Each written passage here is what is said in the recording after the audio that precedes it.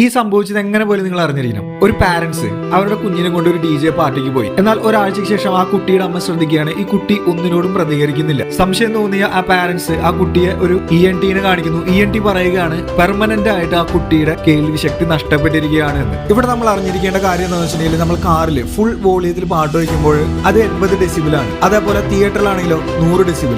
DJ ഗാനമേള പോലെയുള്ള സംഭവങ്ങളൊക്കെ 120 ഡെസിബിൾ സൗണ്ട് വരെ വരും. ഒരു 3 മാസം പ്രായമുള്ള കൊച്ചിന് 50 ഡെസിബിൾ വരെ സൗണ്ട് കേൾക്കാൻ പാടുള്ളൂ. അതേപോലെ ഒരു 10 വയസ്സ് വരെ അല്ലെങ്കിൽ 15 വയസ്സ് വരെ കുട്ടികൾക്ക് 85 ഡെസിബിൾ വരെ മാത്രമാണ് സൗണ്ട് കേൾക്കാനായിട്ട് കണ്ടിന്യൂസ് ആയിട്ട് കേൾക്കാനായിട്ട് പറ്റുള്ളൂ. അതിനും കൂടുതൽ ഒരുപാട് നേരം കേൾക്കുകയാണെങ്കിൽ അവരെ സംബന്ധിച്ചിടത്തോളം പെർമനന്റ് ആയിട്ട് ഹിയറിംഗ് ലോസ് സംഭവിക്കാനുള്ള സാധ്യതയുണ്ട്. അതുകൊണ്ട് തന്നെ കുട്ടികളുടെ പാരന്റ്സ് തീർച്ചയായിട്ടും കുട്ടികളെ കൊണ്ട് തിയേറ്ററിലോ അല്ലെങ്കിൽ ഗാനമേള എന്നൊക്കെ പറഞ്ഞിട്ട് പോകരുത്. അവരെ സംബന്ധിച്ചിടത്തോളം അവർക്ക് പറയാനായിട്ട് അറിയില്ല. നിങ്ങളുടെ രസത്തിന് വേണ്ടി നിങ്ങൾ പോകുന്നു. അവർ അത്രയ്ക്കും സഹിച്ചിട്ടായിരിക്കും ഒരുപക്ഷെ ആ ഒരു ഗാനമേളയ്ക്കോ DJക്കോ അല്ലെങ്കിൽ മറ്റ് ഇതേപോലെ തിയേറ്ററിലൊക്കെ പോയി വന്നിരിക്കുന്നത്.